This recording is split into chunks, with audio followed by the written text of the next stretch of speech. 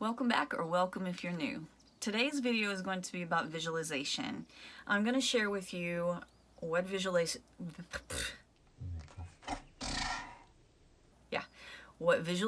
is, and at the end of the video I'm going to share with you 3 techniques to help you begin visualizing and to show you how the body works with thoughts and emotions. So I will get started. What is visualization? It is literally just creating an image in your mind. So if I tell you to imagine a pasture full of cows, and then I say to imagine a purple cow, you probably got an odd vision of a purple cow, right? So it's just that simple. So our mind works with images and symbols, and that's how things get in. They're filtered and then they end up in the subconscious mind, which drives many of our actions as we go about our daily lives. And unfortunately, I think that we are all well studied in the process of negative thinking and negative visualizations. For instance, if you're going to university and you have a test coming up, 9 times out of 10, I think that the major thought is going to be, what if I fail? What if I fail? If a guy's going to go up to a girl and ask her out, based on his prior experiences, he may feel a sense of hesitation in fear of rejection. So that's what happens is, as we get older and we have these experiences happen, they're placed in our subconscious mind, and that's sort of the Filodex for recall in regards to thinking about what we want in the future, what we could potentially have, and that kind of thing. So as children, it was second nature, to go outside and play, to have your little friends around, and to imagine all these little fun scenarios.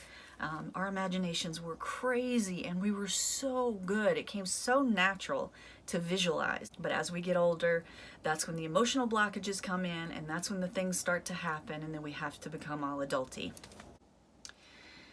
So Steve Jobs created what he called a reality distortion field. And this was literally him just walking through life with his reality, and based on what he wanted and his visions and goals, that was his reality distortion. Things could be a particular way that weren't aligned with his goal at the time, but he kept that vision. There are so many billionaires and famous people who were visionaries, and it's because they could set that goal in their mind and they tuned into that, and they were constantly visualizing the outcome. They weren't necessarily locked into what's happening right now or the things that they had experienced in the past, which could have given them, these subconscious beliefs as to how things may pan out in the future. He had locked in his reality distortion field, and that's how he achieved what he did. And so I had talked about this in one of my prior videos. I talked about thinking of thoughts as an offering that you can either accept if it's a positive thought and something that is aligned with what you want in your future, or something that makes you feel good or happy or positive. If it's a negative thought, consider that an offering that you can deny and reject and banish. So I think a good way to think about this, the way that I think about it, is that the conscious mind is a filter for the subconscious mind. And so what happens is, when you're thinking or imagining a particular thing, you're visualizing a particular outcome, or you're visualizing a thing that you want. Immediately what happens is, if you get a thought of a thing, what is going to happen is the thought is going to release a chemical reaction in your body, and that's going to signal an emotion to arise. And then you are going to act based on a previous experience, if you've had it. Like I talk about a guy asking a girl out. If he has a thought, I really want to ask this girl out, that thought is going to instantly trigger an emotion. The emotion that he has recorded in his subconscious mind is one of, rejection.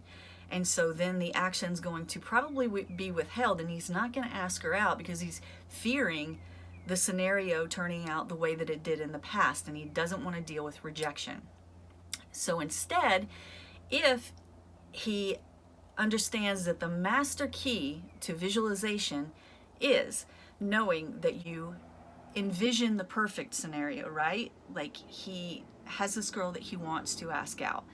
So he gets that thought, and then now if he can attach a vision and an emotion that is actually positive, then he can override the prior experience.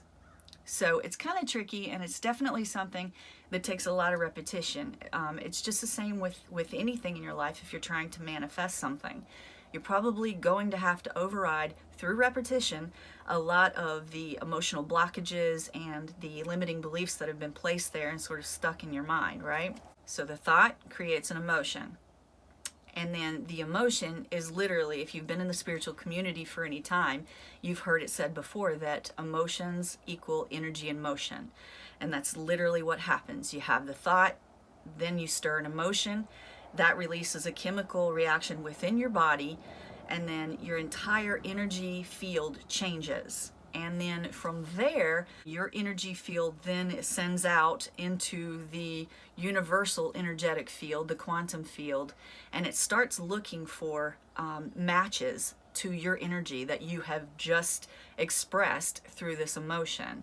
So if you can understand that the master key to all of the visualization and manifestation, you visualize, you attach the emotion, the positive emotion, to this particular visualization, and then know that that's going to create this auric field change, and then the work is done. You know, the what is, is the thought. The why, that's entirely up to you as well. Why are you trying to attain this particular thing? And then feel the emotion. How would it feel to have this specific thing? So as soon as you have this positive emotion attached to this thought, everything changes. And then that's sent out, like I said, to find like energy. And from that point, it's going to start pulling in circumstances to open doors so that you can actually have this particular situation or thing that you're trying to acquire, right? The reason that I wanted to go over visualization is this is one of the foundational practices to use in magic. It's very good for manifestation. It's very good for magic. It's incredibly important in magic. When I step up to do any type of ceremony, ritual, any spell casting, any energy manipulation that I might be trying to work with, I need to make sure that I already have a mindset that this thing has already happened. And that's the magic to manifestation, is having the feeling that it has already happened. It is already here, it has happened, and you're living the experience, right? Easier said than done, but like I said, repetition is how to wire this into your brain. I will sit in meditation, clear my mind of all of the day's stressors or anything that's stuck in my mind or in my body that might hinder that visualization process. So meditation is really, really key. That's the first technique that I wanted to share with you. That is key to pretty much anything. The second technique that I want to share with you, I actually got this idea from Marissa Peer.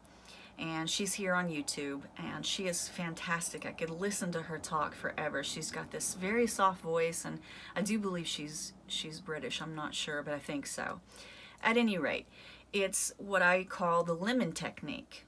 So I'm going to have you imagine with me, if you will. Close your eyes and imagine that on your counter you have a beautiful yellow lemon. And now I want you to imagine that you are going to slice the lemon into little wedges. And then now I want you to imagine reaching down and pick up one of the wedges and place it in your mouth and bite into it. Now, did anything occur? Did you taste the lemon? Did you pucker? Did you get the sour taste in your mouth? Because when I heard this from her, I definitely did. And that is the power of visualization. The third technique that I wanted to tell you about is I call this the evoking the butterfly effect. Now, when you were a kid, you probably remember at some point being a passenger in a car and going over a really steep hill, you know, and it kind of took your tummy, right? And I always considered that to feel like butterflies in my stomach. I can actually make that feeling happen just by thinking about it. I can get that sort of dip in my stomach. And that's a good feeling to me. And so what I do with a lot of my visualizations is I go ahead and evoke that butterfly feeling to change my energetic field.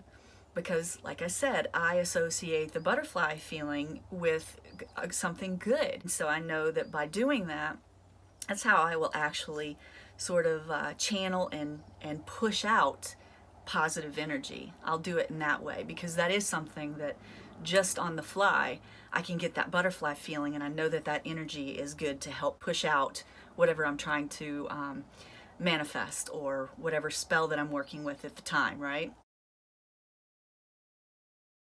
The last technique that I wanted to share with you is the bedroom light technique. I use this pretty much every night.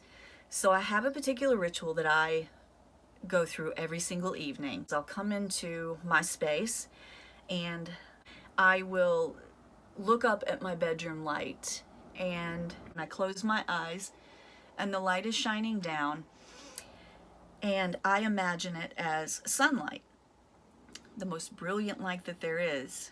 And I imagine the beautiful rays of the sun hitting my face and purifying me with this magical, loving, warm energy. And it just goes throughout my entire body. And it just is amazing. It just feels amazing, and it clears my energy to be able to have such a restful night's sleep. I hope this video has been informative for you and you've gotten something out of it. And until the next time, be magical and be blessed. See you next time. Bye.